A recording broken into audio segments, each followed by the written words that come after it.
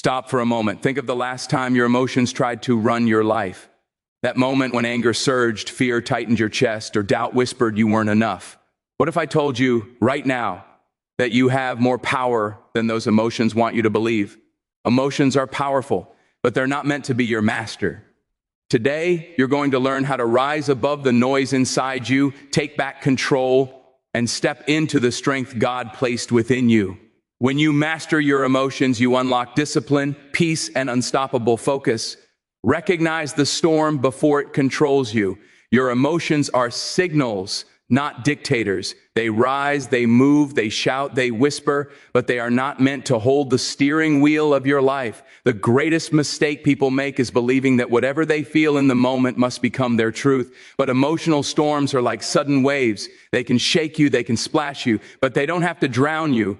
When anger rises and tries to hijack your decisions, when fear creeps in like a shadow telling you to retreat, when frustration tightens your jaw and clouds your thinking, that is the exact moment you must pause, not to suppress the emotion, but to understand it.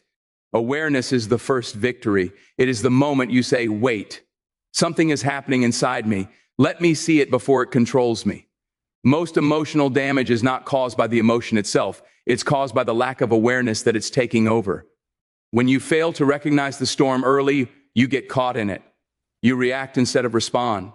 You speak words you didn't mean. You make decisions you regret. But when you catch the emotion in its early stage, when you name it, when you observe it without letting it dominate you, you reclaim your power. Think of your mind as a sky and your emotions as passing clouds. Some clouds are dark, some are heavy, some bring rain, but none of them stay forever.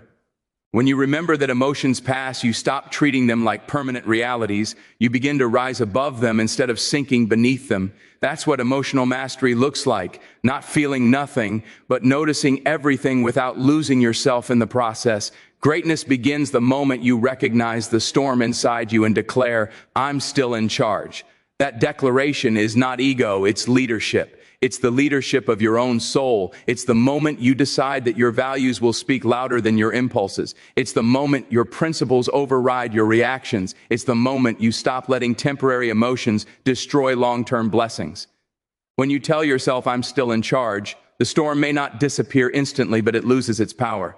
You shift from being a passenger to being the driver. You shift from being overwhelmed to being aware. You shift from being pushed by emotion to being guided by clarity. And in that shift, your entire life begins to transform. You become more patient, more intentional, more wise, more grounded. You will face storms, internal ones, external ones, emotional ones.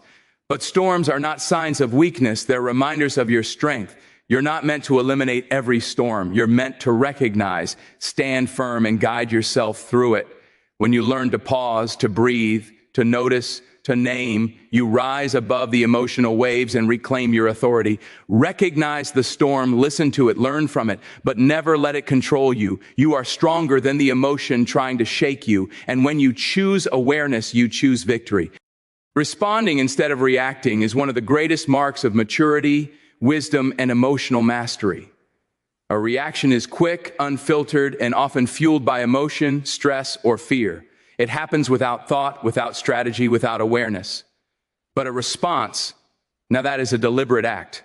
A response is shaped by your values, your vision, and your sense of self-control. When you choose to respond, you take back your authority. You reclaim your power. You stop being ruled by the moment and instead rule the moment yourself. When life throws pressure at you, your emotions often want to take the lead. Anger wants to speak first. Fear wants to stop you. Frustration wants to push you into saying or doing something you will regret. But when you pause, just one breath, one heartbeat, one moment, you interrupt the cycle, you create space. And in that space, you gain clarity, you gain sight, you gain the ability to look at the situation from a higher level instead of being consumed by the heat of the moment. That pause is not weakness, it is strength under control. Great leaders understand this principle deeply. They know that reacting can destroy relationships, damage trust, and block progress. They know that impulse may feel satisfying in the moment, but it rarely produces the outcome they truly want. So they discipline themselves to respond with intention. They refuse to become emotionally hijacked. They choose to act from wisdom rather than from impulse. That is why leaders remain steady when others crumble. They remain calm when others panic. They hold their peace even when everything inside them wants to break. When you respond instead of reacting, you protect your energy. You protect your purpose. You protect your future. You take responsibility for your choices instead of handing your emotions the steering wheel. And the truth is, every second you wait before responding is a second you give your mind the opportunity to rise above the emotional wave. You begin to see the bigger picture. You begin to ask the right questions. What outcome do I want? What action aligns with my values? What step leads me toward growth, not regret?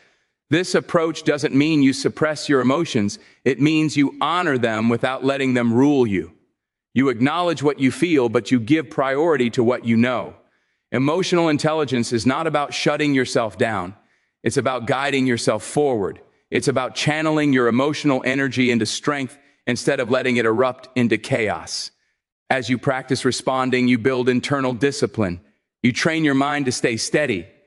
You develop resilience, clarity, and wisdom.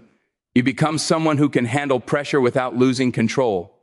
And that level of emotional mastery is what sets apart people who go far from those who stay stuck. Responding gives you power. Responding gives you peace. Responding gives you freedom. Because the moment you learn to control your reaction is the moment you begin to control your life. Detach your identity from your feelings, because who you are is far greater than what you feel in a moment of weakness. Feelings rise like waves, but waves do not define the ocean. Anger may crash against you. Fear may whisper. Anxiety may try to wrap itself around your chest, but these emotions are not your name. They are not your character, and they are not your destiny. They are simply experiences passing through, temporary visitors knocking on the door of your mind. You may hear them, but you do not have to let them unpack their bags and live inside you. Every emotion you feel comes with a message, but not every message should be obeyed. Anger alerts you to something that feels unjust, but it does not mean you must explode. Fear warns you of danger, but it does not mean you must retreat. Sadness signals that something matters to you, but it does not mean you must stay broken. When you understand that emotions communicate but do not command, you reclaim your power. You stand taller, you breathe deeper, you step into the authority of someone who leads their life, not someone who is led by every internal storm. Your identity must be anchored in something stronger than feelings. Feelings change with the weather, purpose remains. Feelings shift with circumstances, principles remain. Feelings fluctuate with pressure, discipline remains. When emotions surge, you need an anchor, a grounding truth that reminds you of who you are even when your body and mind are reacting. That anchor is your purpose, the quiet, unwavering reason you wake up each morning. It's the values you refuse to compromise, the goals you keep moving toward, the character you choose daily. These are the things that define you, not the fear that hits you at 2 a.m., not the anger that rises when someone disrespects you, not the sadness that pulls at your attention. You are not what visits you. You are what you choose to stand on. You must also understand that emotional mastery is not emotional denial. Detachment does not mean pretending you don't feel. It means acknowledging your emotions without surrendering your identity to them. It means saying, yes, I feel this, but I am still in control. Yes, this hurts, but I am still whole. Yes, this scares me, but I am still moving forward. That is strength. That is maturity. That is power. When emotions shake you, return to your center. Breathe. Remind yourself, I am guided by purpose, not pressure. I am led by truth, not turmoil. The more you practice this, the more you realize your emotions lose their ability to hijack your decisions. You become calmer, clearer, more disciplined, more aligned with who I truly are. Detach your identity from your feelings, because you were created to lead your life with intention, not to be a prisoner of momentary impulses. Let emotions pass through, but never let them define you. You are stronger than the storm, deeper than the feeling, and far more powerful than anything that rises inside you. Train your mind like a muscle, because just like the body, it grows stronger every time you challenge it. Discipline is never born in comfort. It is forged in the heat of discomfort, pressure, and resistance. Anyone can stay calm when everything is easy, but true strength shows up when life presses you, when emotions rise, when circumstances stretch you to your limit. And in those moments, your mind becomes either your greatest ally or your biggest enemy. The difference? Training. Read to expand your vision.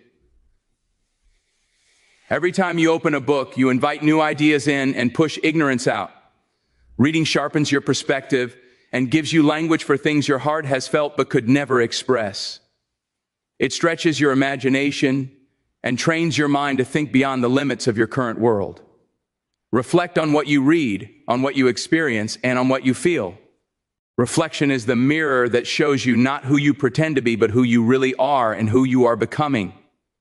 Without reflection, experiences pass through you without forming wisdom.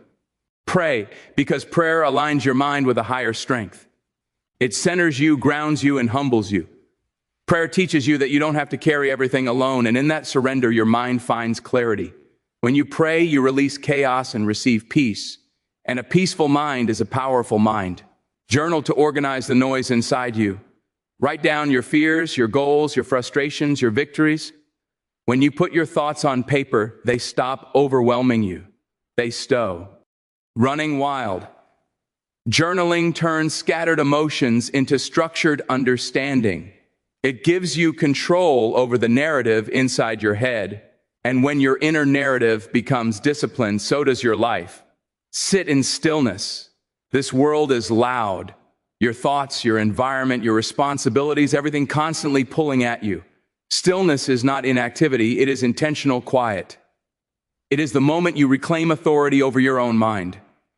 In stillness, you learn to observe your thoughts rather than be ruled by them.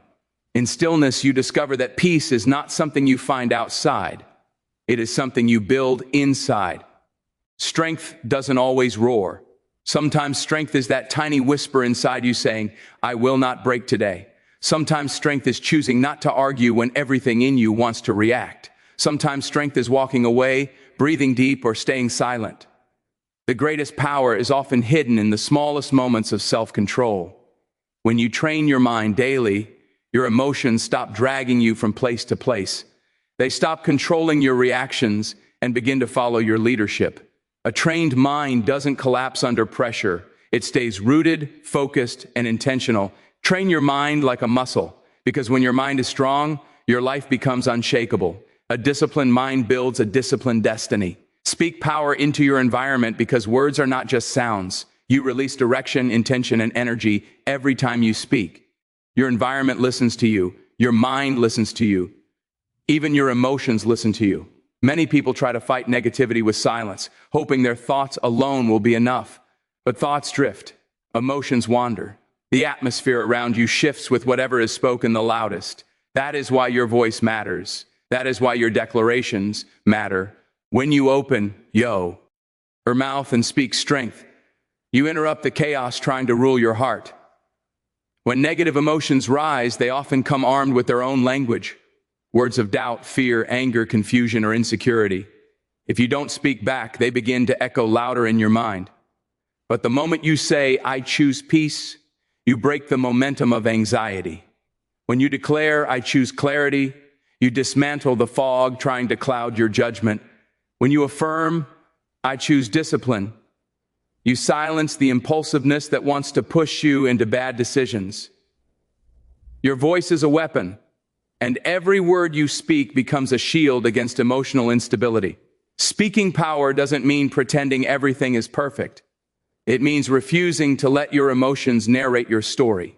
It means you take the pen back and rewrite the script with authority. There are days when you won't feel strong, days when your heart is heavy, days when your mind is tired.